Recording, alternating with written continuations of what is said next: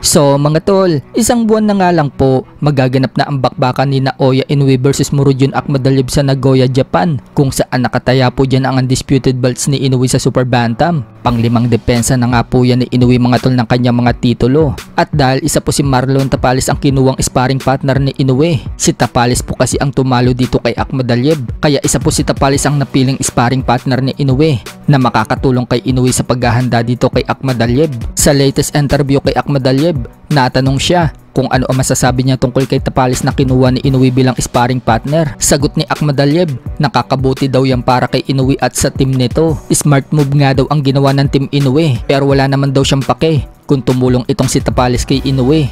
Natanong din si Akhmadaliev mga tol tungkol sa tinalo ni Inoue na si Ramon Cardenas na stablemate niya. Natanong si Akhmadaliev kung nagbigay daw ba ng advice sa kanya si Cardenas. Sagot ni Akhmadaliev mga tol, hindi daw siya humihingi ng advice kahit kanino, maliban daw sa coach niya. Yung parehong game plan daw kasi, hindi daw yang gagana sa iba't ibang fighters. Wala naman daw kasing bago sa laban ni Inoue at Cardenas. Pinabagsak daw ni Cardenas si Inoue, pero nakatayo daw si Inoue at nanalo sa huli. Maganda naman daw ang pinakita ni Cardenas kay Inoue. Exciting fight, pero sa huli, mas magaling pa rin daw si Inoue. Ganyan daw talaga ang sports. Napili daw si Cardenas na makalaban ni Inoue. At ngayon, chance naman niya na makalaban si Inoue. Hindi rin nga daw niya iniisip na ipaghiganti si Cardenas. Pagmamalaki naman ni Akhmadaliev kung siya daw yung nakatama kay Inoue ng katulad ng kay Cardenas. Sa tingin daw niya, game over na daw itong si Inoue. Hindi na daw ito tatayo at hindi na daw makakapagpatuloy sa laban. Walang duda daw yan. Ang goal daw talaga niya, makapagpatama ng suntok dito kay Inoue.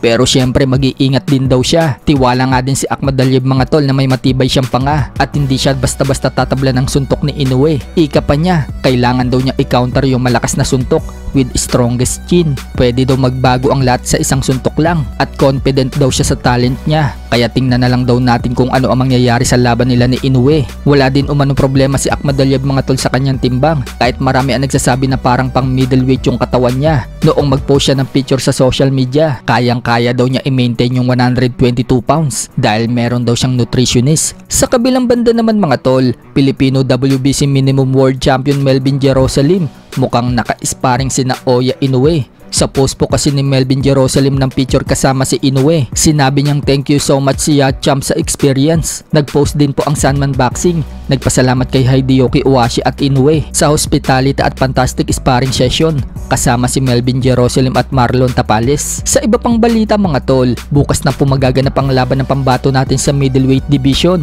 na si Wiljon Mindoro. Nagaganapin sa Amerika. Kalaban itong si Dormedes Potis sa kakatapos nga lang po ng kanilang weigh-in mga tol. Tag-overweight po itong si Potes. Tumimbang po siya ng 169.4 pounds habang tumimbang naman po si Wiljon Mindoro ng 162.2 pounds. Dahil sa overweight ni Pontes mga tol, magbabayad siya ng mabigat dito kay Mindoro na ibabawa sa kanyang purse dahil sa hindi pagkuha ng timbang ng limit na 162 pounds. Ganun pa man, tuloy pa rin po ang laban bukas na mapapanood sa YouTube channel ng Probox TV.